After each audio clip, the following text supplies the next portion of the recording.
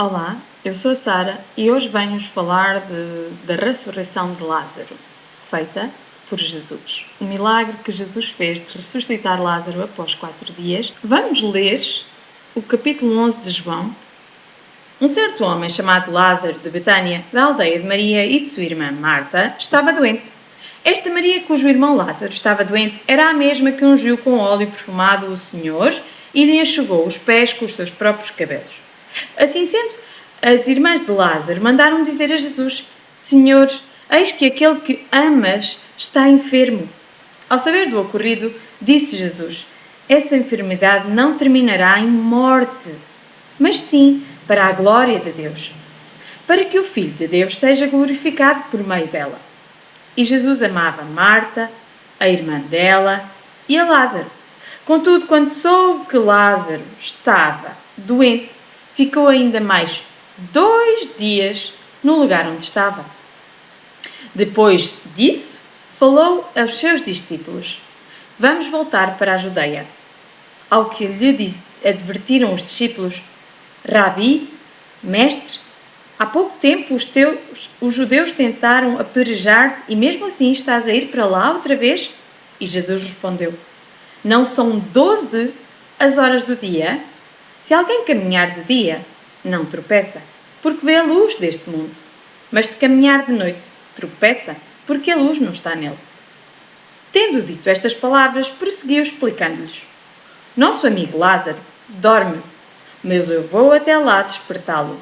Então os seus discípulos disseram: Senhor, se ele está a dormir, vai ficar melhor. Entretanto, Jesus lhes havia falado da morte de Lázaro, mas os discípulos pensaram que Jesus estivesse referindo-se ao repouso do sono. Ao que Jesus lhes disse claramente: Lázaro morreu. E para o vosso bem, estou alegre por não ter estado lá, para que agora possais crer. Sendo assim, vamos ter com ele. Então Tomé, chamado Dídimo, disse aos seus companheiros discípulos: Vamos também nós para morrermos com ele. Ao chegar, encontrou Lázaro já sepultado havia 4 dias. Ora, Betânia fica aproximadamente a 3 quilómetros de Jerusalém. E muitos, dentre os judeus, tinham vindo juntar-se ao grupo de mulheres que procuravam confortar Marta e Maria pela morte do irmão. Assim que Marta ouviu que Jesus estava a caminho, saiu ao seu encontro. Maria, no entanto, ficou sentada em casa. Disse Marta a Jesus: Senhor, se estivesses aqui, meu irmão não teria morrido. Mas eu sei que, mesmo agora, seja o que for que pedires a Deus, Ele te dará. Jesus então assegurou-lhe: O teu irmão ressuscitará. E Marta lhe disse: Eu sei que ele vai ressuscitar na ressurreição, no último dia. Esclareceu-lhe Jesus: Eu sou a ressurreição e a vida. Aquele que crê em mim, mesmo que morra, viverá. E todo o que vive e crê em mim não morrerá eternamente. Crês tu nisso? Ela afirmou: Sim, Senhor, eu creio que tu és o Cristo, o Filho de Deus, que devia vir ao mundo. Depois de dizer essas palavras, Marta seguiu seu caminho e chamou Maria, sua irmã, e lhe disse em particular: O Mestre chegou e chama por ti. Assim que Maria ouviu isso, levantou-se e apressadamente foi ao encontro de Jesus. Jesus ainda não tinha entrado no povoado, mas estava onde Marta o encontrara. Os judeus que estavam com Maria em casa a consolarem-na, vendo que ela se levantou apressadamente e saiu, seguiram-na, julgando que ela fosse ao sepulcro para ali chorar. Então, quando Maria chegou ao lugar onde Jesus estava, vendo-o, prostrou-se aos seus pés e desabafou: Senhor, se tivesses estado aqui, meu irmão não teria morrido. Sendo assim, ao ver Maria a chorar, bem como os judeus que vieram com ela, Jesus indignou-se no seu espírito e compadeceu-se. Perguntou-lhes Jesus: Onde o colocastes? E eles indicaram-lhe: Senhor, venha e veja. E Jesus chorou. Então os judeus comentaram: vede como ele o amava. Mas alguns deles questionaram: não poderia este homem, que abriu os olhos ao cego, ter evitado que o seu amigo morresse? Então, novamente, Jesus se indigna em seu próprio espírito e, comovido, dirige-se ao sepulcro. Era uma gruta na rocha, com uma pedra fechando a entrada. Determinou Jesus: tirai a pedra. Preveniu Marta, irmã do falecido: Senhor, ele já cheira mal, pois já passaram 4 dias. Encorajou a Jesus: eu não te falei que, se creres, verás a glória de Deus? Então tiraram a pedra da entrada do lugar onde o homem morto estava deitado, e Jesus, levantando seus olhos ao céu, agradeceu: Pai, dou-te graças porque me ouviste. Eu sei que sempre me ouves, mas disse isso por causa da multidão que está ao meu redor, para que creiam que tu me enviaste. E tendo dito estas palavras, clamou em voz alta: Lázaro, vem para fora.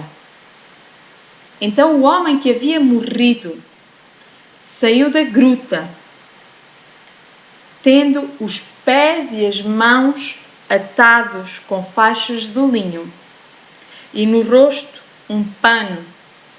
E Jesus orientou-os: retirai as faixas dele e deixai-o seguir. E assim se iniciou uma perseguição a Jesus, para tentarem matá-lo.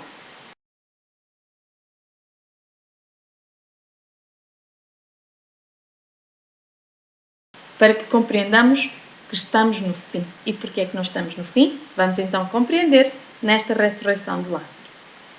Assim sendo, a irmã de Lázaro mandaram dizer a Jesus: Senhor, eis que aquele a quem amas está debilitado, está a morrer, está enfermo.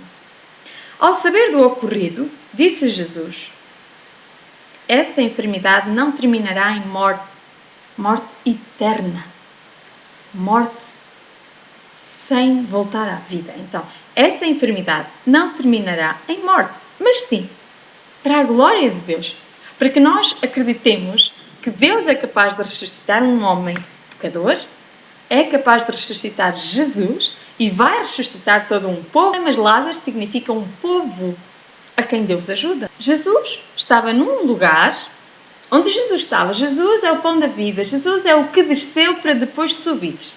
Jesus, quando estava no céu e ouviu que havia um povo debilitado a quem Deus ajuda, ele ainda ficou mais 2 dias lá. Jesus soube desta enfermidade 2 dias após a sepultura de Lázaro. Sepultura quer dizer um local, um memorial, algo que foi colocado ali para que nós tenhamos um memorial de que alguém morreu. Mas Jesus disse que o encontrou numa gruta. Esta palavra gruta, neste dicionário,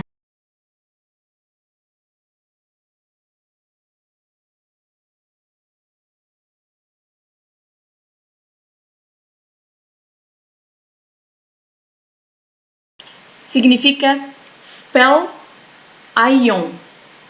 Spell, em grego, significa feitiço. Aion é o tempo de Deus, é o tempo eterno, é desde a eternidade passada até a eternidade futura, é um tempo sem início e sem fim. Esse é o tempo Aion, é o tempo de Deus. Nós estamos no tempo Cronos. Há o tempo Aion, há o tempo Kairos e há o tempo Cronos. E neste caso, quando Deus fala que Ele tem, que a criação foi 6 dias, que ao 7º descansou. Quando Pedro nos diz que um dia para Deus são como 1000 anos para nós, e 1000 anos para nós são como um dia para Deus, então aí estamos a falar, estes 1000 anos é um tempo Kairos. Se nós soubermos e associarmos que a criação foi feita em 6 dias, então 6 dias e ao 7º descansou, faz uma semana de Deus. Foi os 6 dias da criação, mais o dia de descanso. Então, se um dia para Deus são 1000 anos para nós, vemos ali na criação que equivaleu a 6.000 anos. Deus criou em 6 dias para Ele, 6.000 anos para nós. E ao 7º dia descansou 1000 anos para nós. Então, vamos ver, a semana de Deus é 7.000 anos.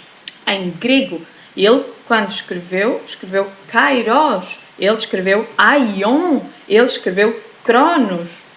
Estas palavras, para serem mais fáceis de serem encontradas, nós vemos os versículos e cada palavrinha de cada versículo tem um número. Então, o Senhor não retarda a sua promessa, ainda que alguns a tenham por tardia, mas é longâmino, tem paciência para conosco, não querendo que nenhum se perca, senão que todos se venham a arrepender. Mesmo Jesus, os irmãos de Jesus disseram a Jesus: anda, se queres ser tão famoso, vai e mostra-te ao povo. E Jesus disse: para vocês qualquer tempo serve, mas eu tenho um tempo determinado. Há tempo para tudo, para cada coisa, para cada situação debaixo do céu.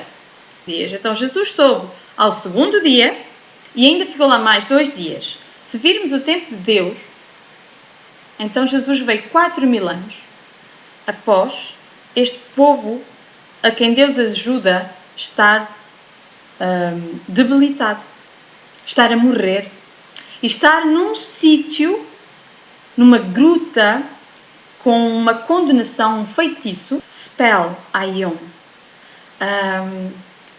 Jesus disse que para tirar o Lázaro dali tinham que retirar uma pedra. Tirem a pedra. Mas Senhor, ele já cheira mal. Ele disse: creiam em mim. E quem era a pedra que foi retirada? A pedra rejeitada pelos construtores? Jesus. Então, Jesus ali estava a mostrar ao povo que se não tirássemos Jesus do mundo, se aquele povo não tirasse a pedra da gruta, não havia ressurreição. E tinha que ser o homem a fazê-lo, não podia ser Deus. Há uma mensagem por trás que é: Jesus veio após 4.000 anos de o povo estar a morrer debilitado. E depois Jesus completa em Lucas, capítulo 13. Naquele mesmo momento, alguns fariseus aproximaram-se de Jesus e avisaram: parte agora mesmo, vai-te daqui, pois Herodes intenta matar-te. Jesus, no entanto, diz-lhes: ide anunciar a essa raposa que hoje e amanhã expulso demónios e curo enfermos, e no 3º dia estarei pronto. Temos aqui uma semana de Deus. Jesus veio no ano 4.000, ou da queda do ser humano. E ele ainda ia estar aqui 2 dias. Estamos no ano 2024, após o nascimento de Jesus, vamos assim dizer. Jesus está a despertar um povo, está-nos a libertar do medo de morrer. Porque ele diz: eu sou a ressurreição. Quem crê em mim não vai morrer eternamente. Então, a condenação era: certamente morrerás, se comeres da árvore do fruto do bem e do mal, certamente morrerás, mas depois a salvação vem. E Deus disse: sou eu que vos vou salvar. Vocês precisam de mim para serem salvos. E eu enviei o meu Filho, que morreu por vocês, que cumpriu, que ele foi o Cordeiro, que ele foi uma pessoa humana. Deus não quer sacrifícios, Deus não quer... Então Jesus disse: eis-me aqui. Não te alegras que matemos a tua criação? Então, eis-me aqui. Eu me entrego. Eu faço isso para salvar todo este povo a quem Deus ajuda. Um povo que está debilitado, que está a perecer, que pecou. Todos pecamos. Jesus foi imolado antes da criação do mundo. Houve algo antes da criação deste mundo, destes 6.000 anos, aconteceu alguma coisa. Então, e Jesus estava lá quando todas as coisas foram criadas. Sem ele, nada do que existe foi feito.